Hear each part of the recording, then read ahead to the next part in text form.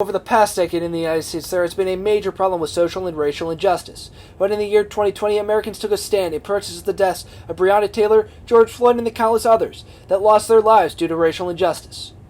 BLM and BLM, what is it? Americans are now at the point where they are taking sides on these social issues.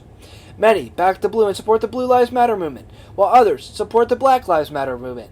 Many individuals in the United States have their own opinions on what they support.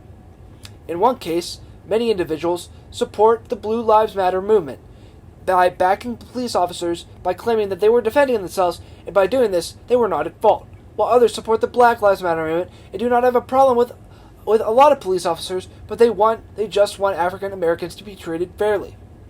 Over the events that occurred this past year, I believe that there needs to be police reform in the United States in order to put an end to racial and social injustice.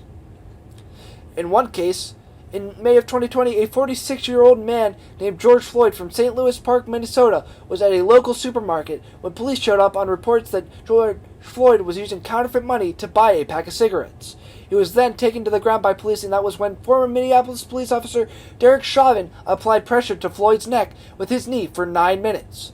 When Floyd was pronounced dead, people all over the country took to the streets to protest Floyd's death. These protests voiced the phrase Black Lives Matter, I can't breathe, and say their names. Some protests were peaceful, while others were violent, which led to destruction and looting of various businesses across the country. I believe that due to the death of George Floyd, there needs to be police reform. Many will make the argument that there are a few bad apples in every bunch, but that does not suffice for an officer who has already had the subject detained to put their knee on a subject's neck so that they are unable to breathe. Another instance where there needs to be police reform is in the death of Breonna Taylor. Taylor, who was a medical worker, was fatally shot in an apartment back in March. Police were investigating a drug deal that was taking place in another apartment, which was far away from hers. But the judge signed a warrant allowing the police to search her apartment because they believed one of the men involved in the deal used her house to receive packages. Police entered the house by breaking the door off its hinges, and that was when Mr. Walker, Taylor's boyfriend, fired his gun. Police responded by firing several shots, striking Miss Taylor 5 times.